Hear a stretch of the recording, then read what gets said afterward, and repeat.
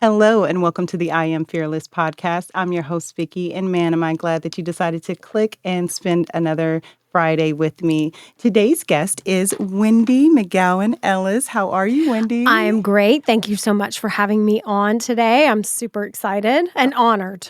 Definitely honored. Oh my gosh, no, I'm honored.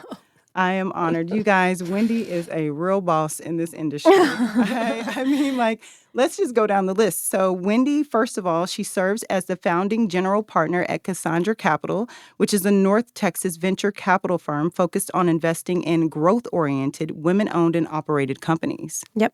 Yeah. Yes. Wow, that's pretty that's incredible. I love that. And so with over 20 years in business experience, I'm sure you've seen countless media trends. And business trends. Yeah. Yeah. So when I started my career, Mhm. it was in the early 90s, and the internet wasn't here yet. Everything was still flyers and paper.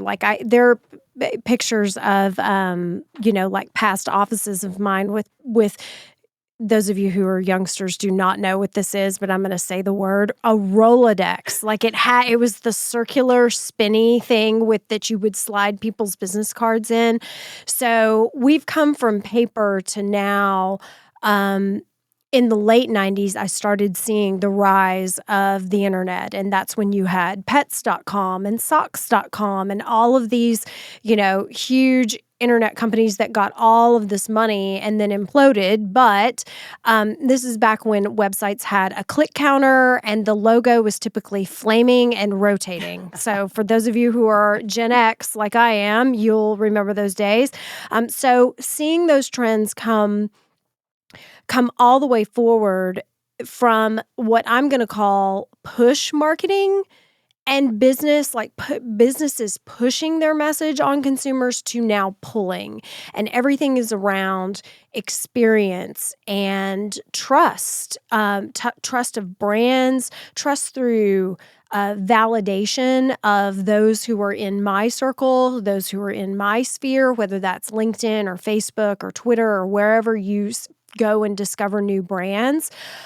So that's been, to me, the biggest slide of transition where the companies were just, since the rise of television in the 50s and radio back even further than that, the 20s and 30s and 40s, it was a push messaging to you to where the internet completely flipped that on its head to where marketing and business is now a pull scenario. And when you say a pull scenario, you mean to where they're gathering more information about us? And they are. Mhm. That has been here lately. So yes, when you go on these social media sites, they are definitely gathering data, and almost every website you go to now has the pop-up that says accept all cookies, and so that those websites are following you around as well and learning our preferences. But what I mean more in addition to that is that businesses have learned that they can't just continuously say, buy my thing, my thing's on sale, come buy my thing, you need to buy my thing because I said so. It's more storytelling, which I think is really interesting when brands get good at telling their own story. Like Lululemon is a prime example of that. And I love talking about Lululemon to founders when they're trying to be all things to all people. Lululemon, who do you think their typical target audience is? Oh, I would say suburban mom, someone who works out all the time, probably, or wears athletic leisure clothing. You're on point with Yeah. what most people think. Most people think it's a typical suburban soccer mom, probably with some Uggs on also, running through the grocery store. She may or may not work out, but she's putting on the pants because they're super freaking comfortable. So that's why the pants are on. Lululemon's target audience is a woman named Ocean who lives in California, owns her own condo, is 28 years old, makes $128,000 a year, is engaged, works out for an hour and a half a day, and has 4 weeks out of the year to travel. Whoa. Do you have a picture of her in your head? Absolutely do. When I said her name is Ocean, you probably got a picture of her. Yeah. But That is nowhere near Soccer Mom. That's not who Lululemon is talking to. They're talking to this tiny little audience, and all of us who buy the pants are trying to be around that sandbox. We want some part of that person, that persona, that thing, whether it's making that much money, whether it's having that much time to work out, whether it's owning your own house, and yes, you're engaged, but that means you're still technically single. Like, I don't know what the attraction is, but there's some attraction going on there to where, and now Lululemon has branched out into, menswear. And so I'd be really curious to discover what's the persona, who's Ocean's fiance? What is this guy's name? What is that guy's name? And what does he do? And how much time does he work out every day? So, Wow. The lesson for that, back to your question, is, brands now understand that they have to have a very targeted, crafted, emotionally connective message in order to sell product, sell service. Wow. Wow, that's incredible. So can you tell me more about how you guys at Cassandra Capital are empowering and supporting the female voices? Absolutely. Absolutely. So the idea for Cassandra started in late 2021. So we're now in almost March of 2023. And I want to be very clear that we are not ready to fundraise yet. I am not out in the marketplace, and me being on this podcast is not a solicitation for funds. I just need to, my lawyer, before I came on here, she's like, do not get out of there without saying this phrase. I'm like, okay. So I had the idea for Cassandra Capital at the end of 2021, and before I go into what we're doing, I think I'll give you a little background on why the name. So a very good friend and mentor of mine recommended the book Cassandra Speaks by Elizabeth Lessiter. So those of you, go on Amazon, look it up. It's a hot pink book, and you'll know it when you see it. Cassandra Speaks. The subtitle of Cassandra Speaks is When Women Are the Storytellers, the Human Story Changes. And the entire book is really an anthology and history of how men, typically Anglo-Saxon, European descent, men, white men, have been the storytellers of our history. And so therefore, that's our context of everything that has happened to date, because women's voices weren't writing things down. We weren't a part of the dialogue. We weren't a part of, we weren't sharing what our experience of reality was because of the patriarchy. I mean, it was the thing. It was the way the world was up until here very recently. So I read that book, and that just really got my head spinning. And I know that it's one thing to say that you have power, but you really, especially here in America, you really only have power if you can back that with finances. Like, it's one thing to have a voice and take your billboard and scream in front of the Supreme Court, or in front of, your city council, or in front of your PTA or whatever. It's one thing to use your voice. It's another thing to be able to back that voice with some force, and that takes money. So I started thinking about how could I marry these two ideas, and me being pretty much a serial entrepreneur over my years. My career has been a back and forth between corporate America in a consulting position, and then turning around and doing some kind of a startup on my own, and then figuring out, okay, I'm now getting bored. I can't expand beyond just me. Like, I always thought I wanted to stay small and just be a solopreneur, but then getting bored with it and thinking, okay, maybe the answer is back in corporate America. So I've constantly done this dance back and forth. So those of you who do that, you're not alone, but I'm telling you right here, right now, you will end up leaving corporate America and staying out of it. And that's where you'll be happiest. That was my experience. So, yeah, exactly. Let's give a shout out to that. Seriously.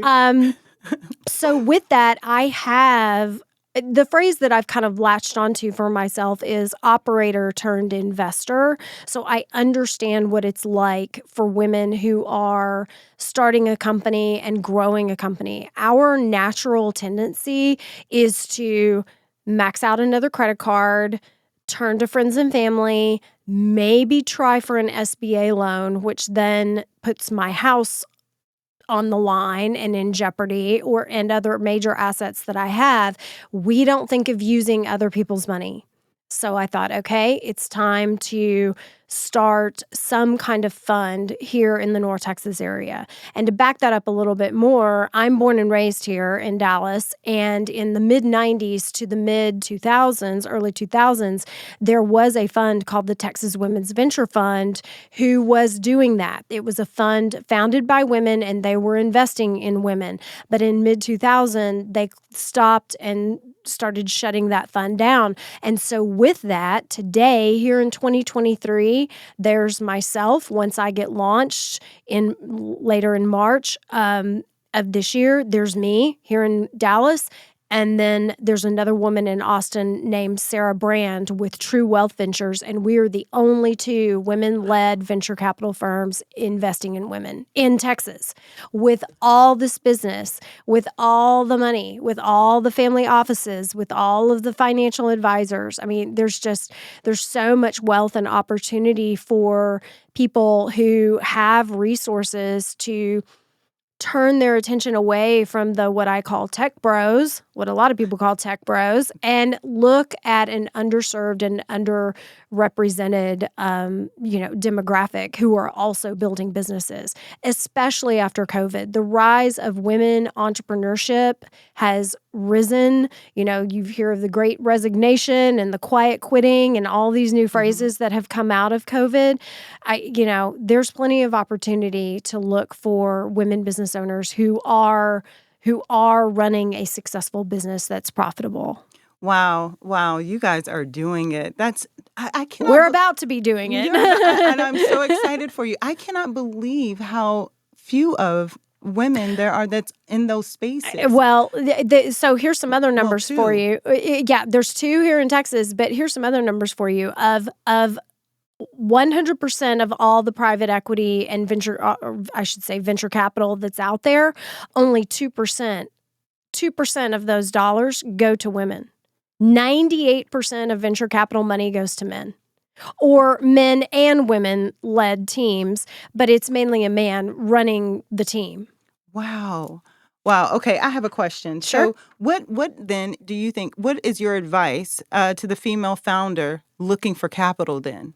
The main number one thing is, 2 things. Number one, have a great pitch deck. And there are tons of resources online where you can get input on length of your deck, details that should be in your deck. Like, those are free resources if you're a female founder looking to start going after money. The number 2 thing is to have a great attorney and have a great banker as a backup, because those 2 people will open the door to a network that is broader than what you have yourself, into other wealthy people, other family offices, other just organizations as well. I mean, I'm telling you, I'm living what I'm saying right now. I've been living it for the last 6 months. I have an economics degree from UT Austin, but this is not my background. Venture capital is not my background. I have completely taught myself over the last 9 months. I've taken courses on the internet. I've educated myself, and now I know what it's going to take in order to get this fund off the ground, and I know what I'm looking for a portfolio company. Wow. Yeah, not having all of the answers stop you. Oh, you can't. You can't. You have to do the thing that scares you. Believe me, there are a lot of mornings I wake up and I'm like, what am I thinking? What am I thinking? Who am I to do this? I think all of those things that we think. And I just have to shut that narrator down. Absolutely. Yeah. Yeah. That's something that I talk about all the time on my podcast with different guests. And, and I think that we all think that we're going to reach a point in our lives and in our careers where we won't have those types of doubts and questions. they're going to They're always there. They're always there. Because if you're living your life well, you're always butting up against the next dangerous thing. Yes. Dangerous being, in air quotes, the thing that you're not familiar with. I mean, if you're comfortable, you're sliding backwards, honestly, in life. That's my personal opinion. And so I always check myself. When I'm super comfortable, that's when I recognize, okay, I'm really not moving the needle on anything right now. So. How do you keep yourself on edge like that and keep pushing yourself like that? Okay, so, I think it's innate in some people. People who are natural entrepreneurs just kind of, they get a little kick out of that. I don't know if it's masochism or I don't know what it is, but it's just it's exciting. It is. It's exciting. I mean, but I'm an only child. My husband's an only child. And we both come from parents who had jobs.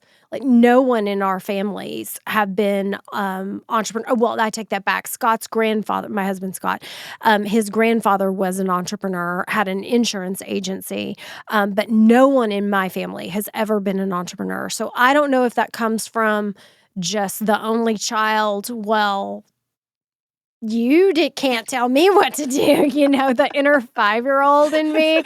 I don't know where it comes from, but it's here and I embrace it and I'm thankful for it. Yeah, well, little Wendi is cheering for you. She's like, keep thank going. You. Yes, exactly. That's amazing. Okay, so you also have experience in consulting like over 100 small businesses, and some of your past clients include some pretty notable pretty names. Big brands. Yeah. Yeah. So those big brands come from the times that I was in corporate America with some major consulting companies. I'm not going to name who those are because just for whatever reason, maybe liability on their side. But anyway, because of me as an employee.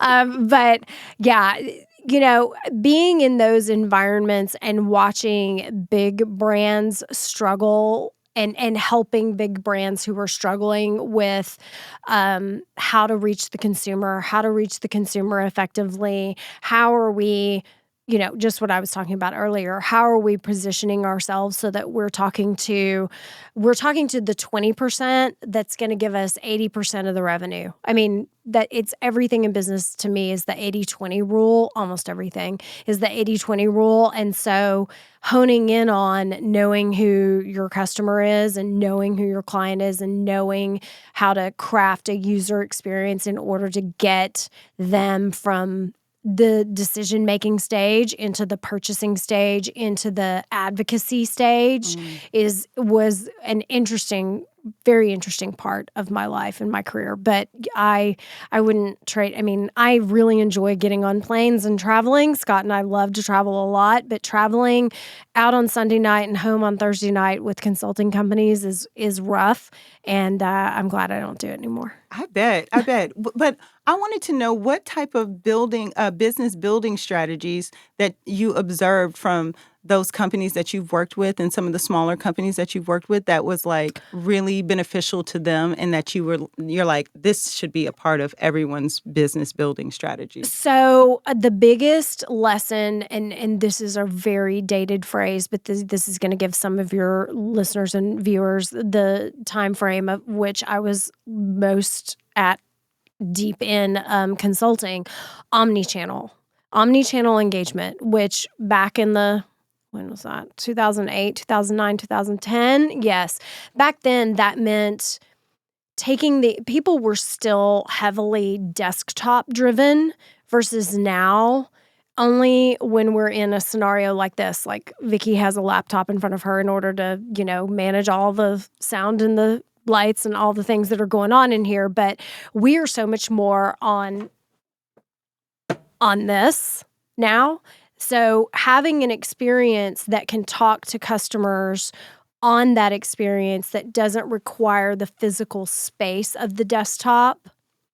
I mean, listen, I was consulting into companies that would have, when you went to their website on your desktop or on your laptop, they would have 10 main topics as the main navigation, and each one of those 10 topics would have a sub layer of navigation, and each one of those sub layers would have a sub layer, and some of them would have a sub layer. Like, it was a nightmare of getting. Can you imagine trying to experience that on this phone? No. I mean, just trying to get to the information that you wanted. So that was a lot of our work. Was what we're calling Omnichannel now, which meant being able to be mobile, tablet, desktop, all of it friendly.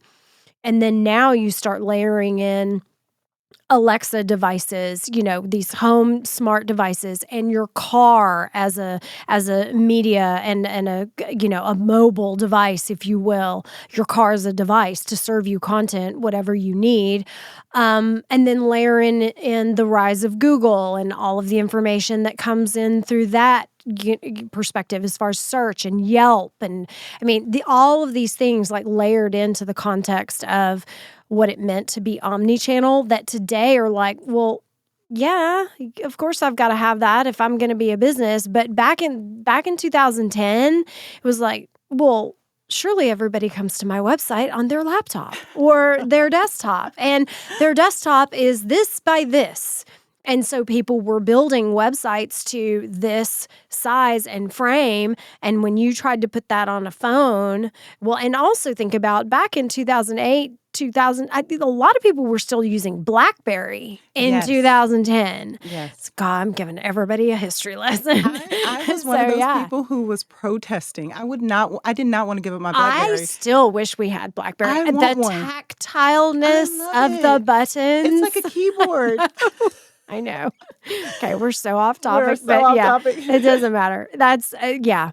Okay, Wendi, well, we are nearing the end of our interview. Sure. And I like to ask all of my guests a couple of questions towards the end.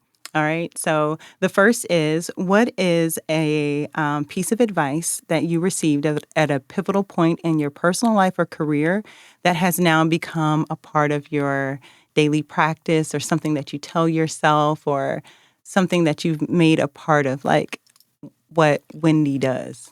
Honestly, this is going to sound really silly because everyone says this, but the phrase, I can do hard things.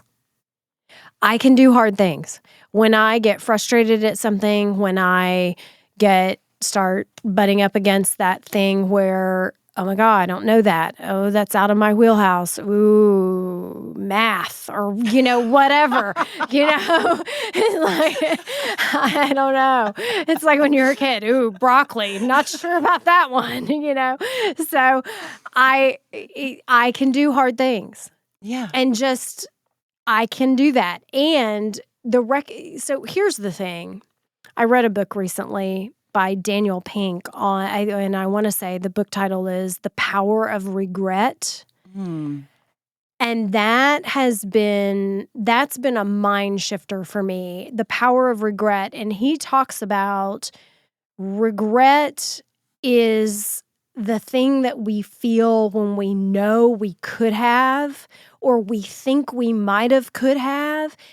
And regret is the biggest thing that when people on their deathbed, that's what they experience. When people are dying, they experience the regret. And it's not the regret. It's never the regret of the things that they did. It's regret for the things that they didn't do. They didn't reach out to that friend and make up. They didn't go after some award. They didn't try to run that marathon. They didn't ask that person to marry them. They didn't take that trip that they should have taken before that other person in their life passed away. That biggest regret, that feeling of regretting what you didn't do, honestly, is probably the biggest thing that drives me every single day, is thinking about, what if I don't do this? Yeah. And how am I going to look at myself when I'm hopefully 120 years old and still, going to yoga and wearing the Lululemon pants? That's the biggest motivator for me. And so that's the biggest lesson that I would offer. That's phenomenal. Thank you. Thanks. Yeah, I felt that 1,000%. Yep. Thank you for sharing that. Sure. Okay, and last question. Okay. All right. So, what is your idea of success? My idea of success honestly kind of ties into what we were just talking about. It's knowing that you did everything you could to the best of your ability and being at peace with that. I mean, and to me, the picture of what that looks like is being 120 years old and laying on a beach with, 5 hot men around me. Forgive me, Scott. 5 hot 30-year-olds around me bringing me drinks. Getting your Cleopatra on. That's right. Getting my Cleopatra on. And but knowing that, if I went at any moment, I wouldn't have any regrets. So that's my idea of success, is being, reaching that stage. But along the way, like as obviously I've got a thing that I'm getting off the ground right now with Cassandra Capital, but there will come a time 5, 10, 15 years from now where I will start wanting to wind down. And I'm already thinking about, how will I transition into the final phase? Because I don't believe in retirement. I think retirement kills people. I think they go from being busy and having a purpose and having a structure around their day and their life, and then they just turn it off and they think that, okay, now what? And if you've got the resources and you can travel a ton, then that's great. That keeps you young and you're having new experiences. But I'm already focused on what are the ways that I can give back? How can I keep connected to the younger generation of girls who are coming up and pull those business women forward and pull girls who would have gotten a degree and gotten a job and sat in a cubicle for the next 35 years? How can I tell her, hey, you're smarter than you think you are, and you're smarter than a lot of the people around you if you're getting frustrated with your situation at work. So what's the thing that you could start as a side hustle and then turn it into your real growing company? So that's where I want to, spend my twilight years, if you will, is being a beacon for that next generation. Ooh, I love that. Oh, thank you. Oh, I love that so much. Thank you. Wow. Well, with that, Wendi, Yes. thank you so much. You're so welcome. Thank you for having me on. This was so fun. I mean, podcast. So How fun. Podcast. It is so much fun. Well, you guys, I want to thank you for tuning in. And this is Vickie reminding you to love everything, everyone, and most importantly, yourself. Thanks and take care.